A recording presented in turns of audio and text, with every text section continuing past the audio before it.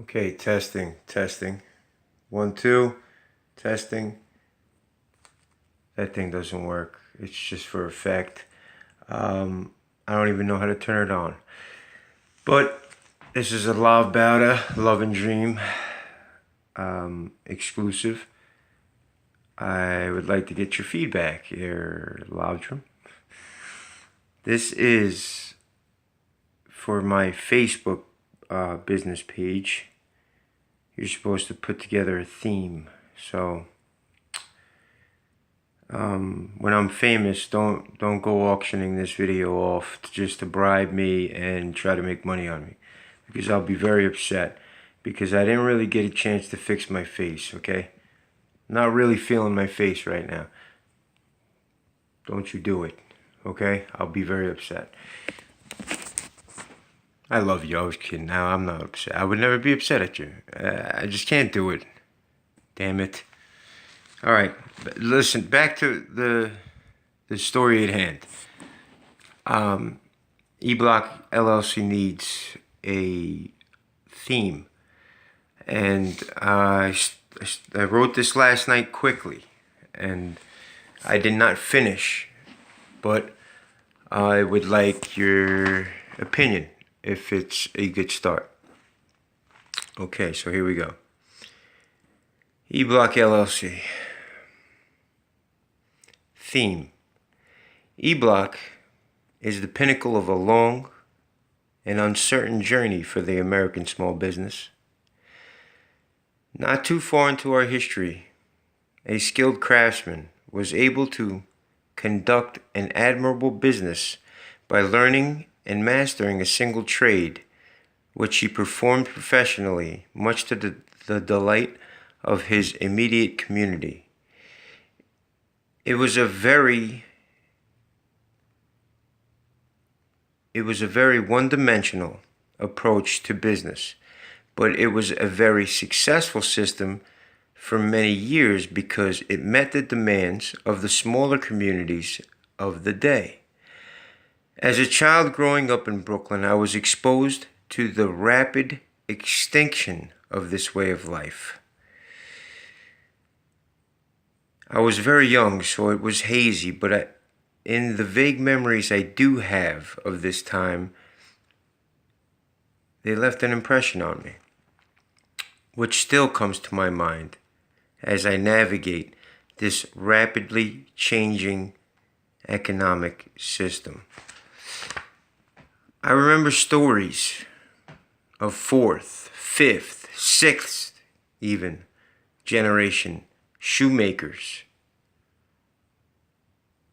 a trade that was taught from birth, from father to son, and so on, because the shoemaker was a honorable position, but in a more practical sense,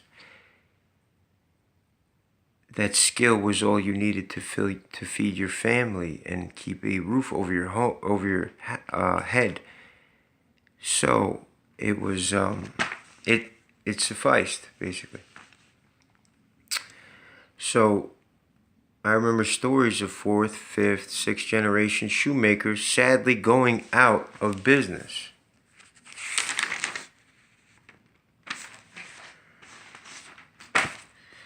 This was brought on by the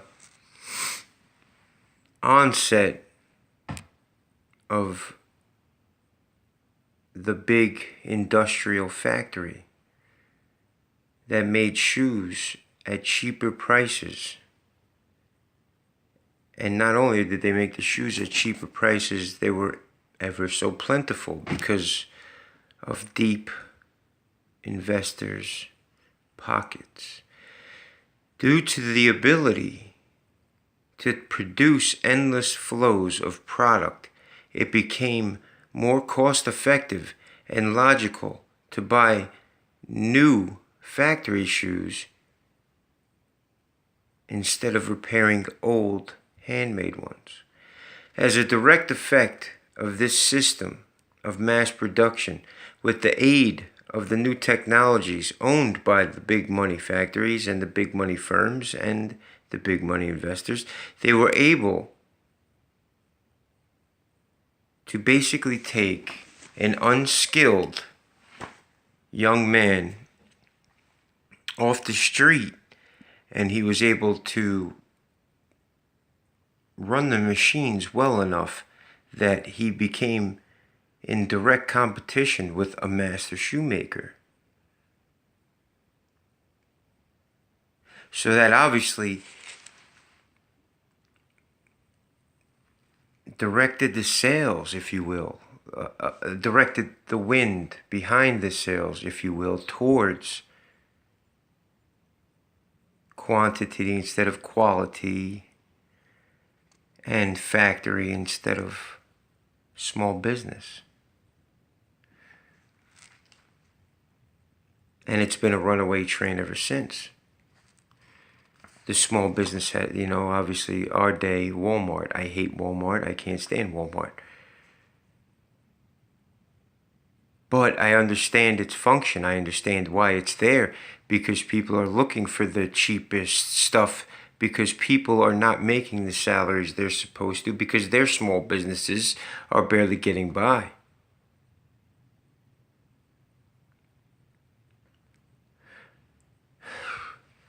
I remember telling you, every generation needs a revolution, not a revolution with guns, knives, and rifles. It needs a revolution of thought. Our generation needs a real revolution of thought. You see, most people, let's think of this as a board game.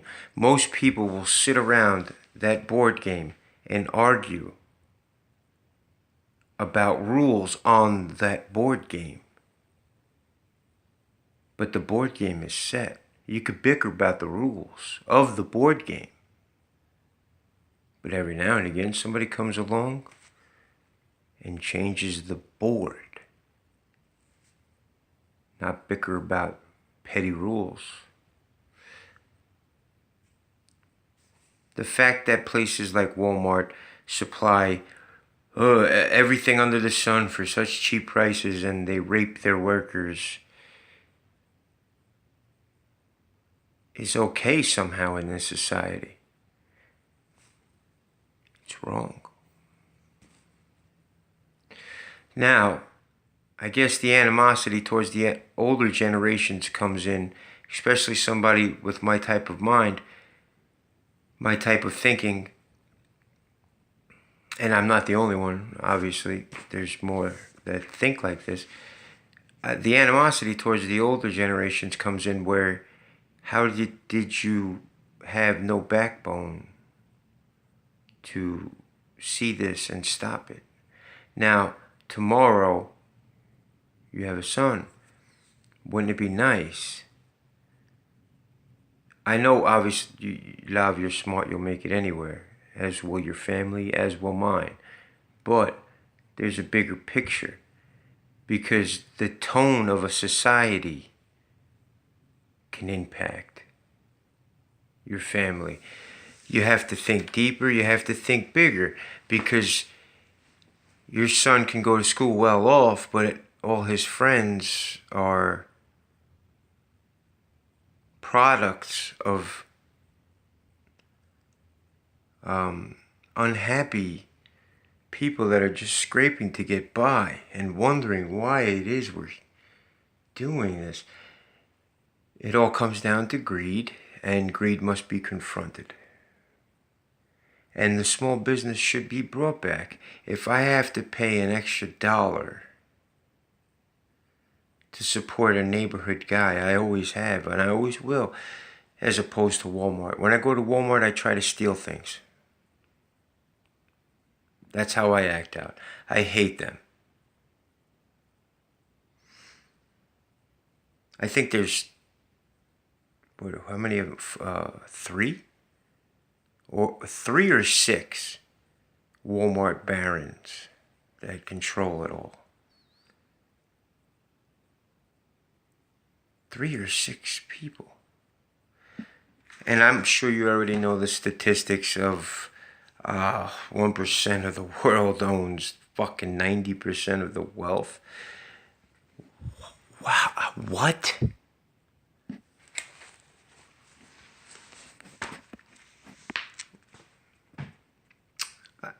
And it doesn't take a rocket scientist to figure this out. I'm far from a rocket scientist, but I damn sure ain't stupid. I said ain't for a reason, too. I figured this out very young. So, I got a little off track, didn't I? I just love sharing knowledge with you. Pardon me. But, where did I end off? Okay, all right. Due to the ability to produce endless flows of product, it became more cost-effective and logical to buy new instead of replace old. As a direct effect of this new system of mass production, with the aid of new technologies owned by the big money factories, they were able to take a young, unskilled worker and produce good enough shoes at cheap prices with very little craftsmanship involved. Now, that was my synopsis. That's going to be the beginning of my theme. I'm going to give people a brief history lesson, right? And, you know, psychological persuasion is a very powerful tool, love. It is a very powerful tool because now the context, it's all about context. The context has them leaning, sympathizing,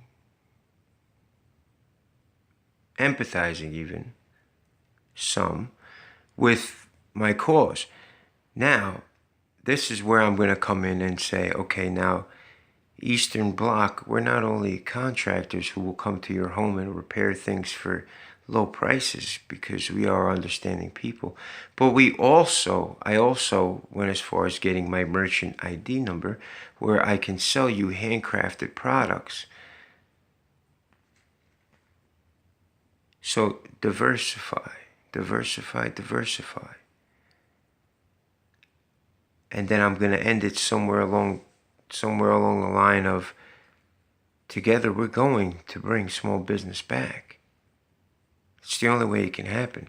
But then, of course, you get those fucking uneducated, dumb motherfucking hicks. I love Walmart.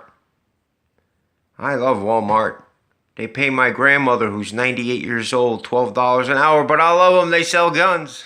All right, well, tell me what you think. Like I said, this is a love and dream, lovey-dovey exclusive.